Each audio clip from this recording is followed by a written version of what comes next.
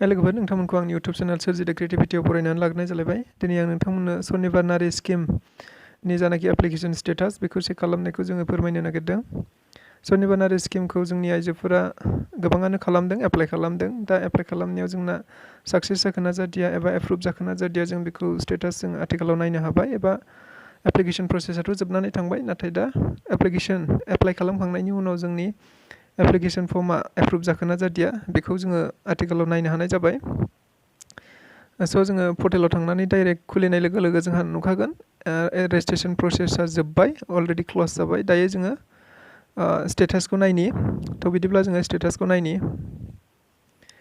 Status नायनो थाखाय जोङो जिखुनु जाया गुगोलाव फैदो, गुगोल फर्माव फैदो एबा क्रम ब्राउजाराव फैदो। क्रम ब्राउजाराव फैनाय लोगो लोगो आङो वेबसाइटखौ सेरनानै लादो। बेयाव माने स्वर्निभार नारी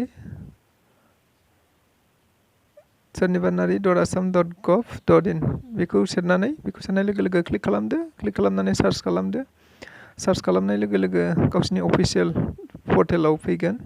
अफिसियेल पर्टेलाव फैनाय लोगो लोगो जों नुखाबाय, गोजौआव होनाय नुदों registration in this portal is closed now.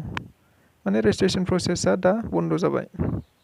जोङो नैबे मोनथाम डटआव थुनांगोन। बेयाव थुनाय लोगो लोगो जोङो स्टेटासखौ नायनोबा जोङो मा खालामनांगौ, बेयाव थुदो। आं दहायनो होनखादों रेजिस्ट्रेशन प्रसेसा क्ल'ज जाबाय। अफिसियेल जानाखि पर्टेलाव फैनाय लोगो लोगो जों नुखाबाय। दायो जोङो नैबेयाव मोनथाम डटआव सेरनानै जों नायनि माने जों माब्रै चेक खालामगोन। नायदो, बेयाव थुनोसै जों। बेयाव थुनानै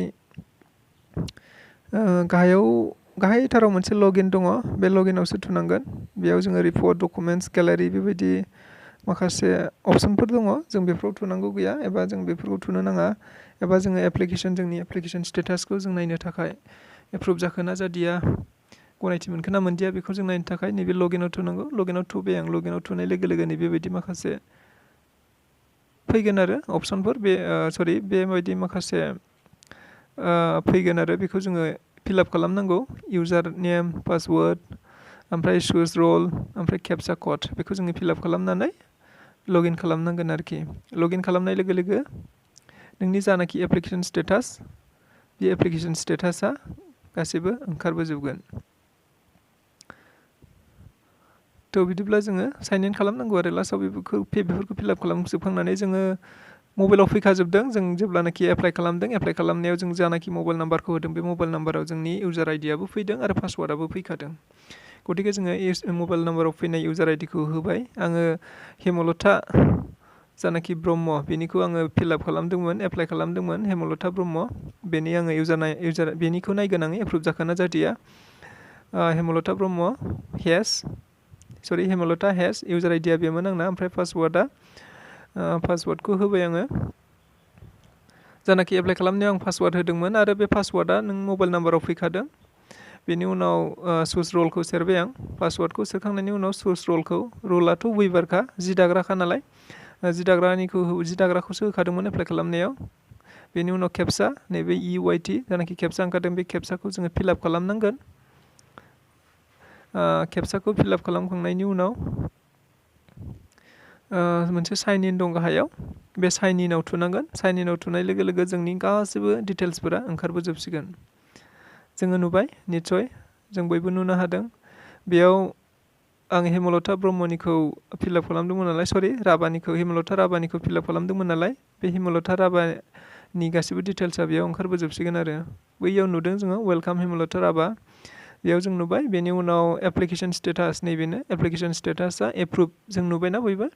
एप्लिकेसन स्टेटासा एप्रुभ जाबाय आरोखि, माने बेनि एप्लिकेसनखौ एक्सेप्ट खालामनाय जाबाय। जानाखि स्वर्निभार नारी स्किमनि थाखाय एप्लाइ खालामदोंमोन, बे एप्लाइआ एक्सेप्ट जाबाय एबा एप्रुभ जाबाय। बेनि उनाव एडिट प्रफाइल, फट', डकुमेन्टस, आपल'ड, बेयाव जों मोनफा मोनफा नायनो हायो। आपडेट बेंक्स डिटेल्स, बेफोरखौ जोङो आपडेट खालामनो हायो। बेफोरखौ गोनांथि गैया। जोङो जों मा फिलआप खालामदोंमोन नायनो थाखाय नैबे एप्लिकेसन फर्म दङ ना, बेयाव सेरनानै नायबानो, बेयाव क्लिक खालामनानै नायबा जोङो एप्लाइ खालामनाय समाव मा होदोंमोन डिटेल्सफोरा, बे डिटेल्सफोरा बेयाव ओंखारबोजोबगोन। बेयाव थुनानै नायनोसै जोङो। बेयाव थुनानै नायबाय।